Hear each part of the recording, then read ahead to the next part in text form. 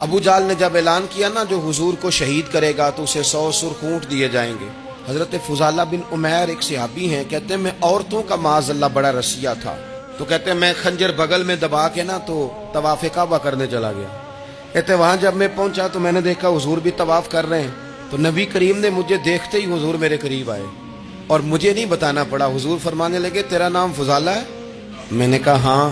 تو محبوب فرمانے لگے کیا باتیں کر رہے ہو اپنے آپ سے؟ کہتے میں دل میں سوچ رہا تھا کہ طواف کرتے میرے قریب سے گزریں گے تو خنجر مار دوں گا. کیا باتیں کر رہے تھے؟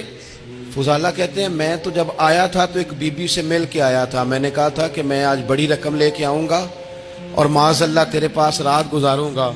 کہتے ہیں میں تو اس سے بات کر کے آیا تھا.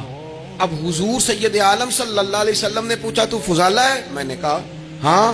کیا باتیں کر رہے تھے اپنے آپ سے؟ میں نے جھوٹ بولا. میں نے کہا جی وہ تو میں تو ذکر کر رہا تھا اپنے دل میں.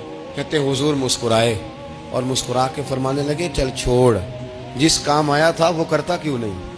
میں جو تیرے سامنے کھڑا ہوں تو کرنا. خیال آیا مسلمان نیک و بد پہچان جاتے ہیں اور آقا آدمی کے دل کی باتیں جان جاتے ہیں.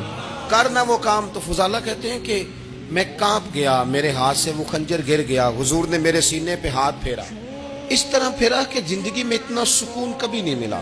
میں قرار محسوس کرنے لگا. کہتے ہیں حضور فرمانے لگے کیا وہ وقت نہیں آیا کہ تو کلمہ پڑھ جائے؟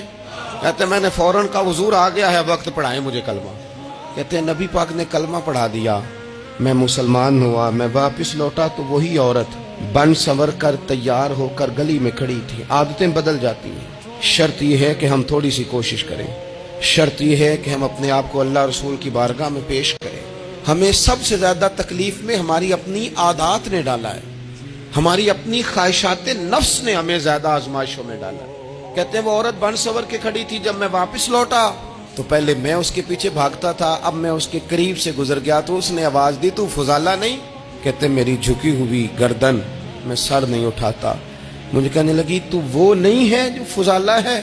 میں نے کہا ہوں میں فضالہ، پر وہ والا نہیں جو تجھے ملا کرتا تھا. کہا تو اب کون ہے؟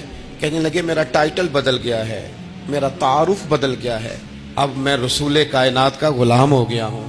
ہم لوگ مجھے مسلمان کہتے ہیں، اب میری نگاہوں میں جچتا نہیں کوئی، جیسے میرے محبوب ہیں ایسا نہیں کوئی. کہتے ہیں بدل گئی عادت، میں وہی ہوں پر میرا لہجہ میرا مزاج ہی بدل گیا.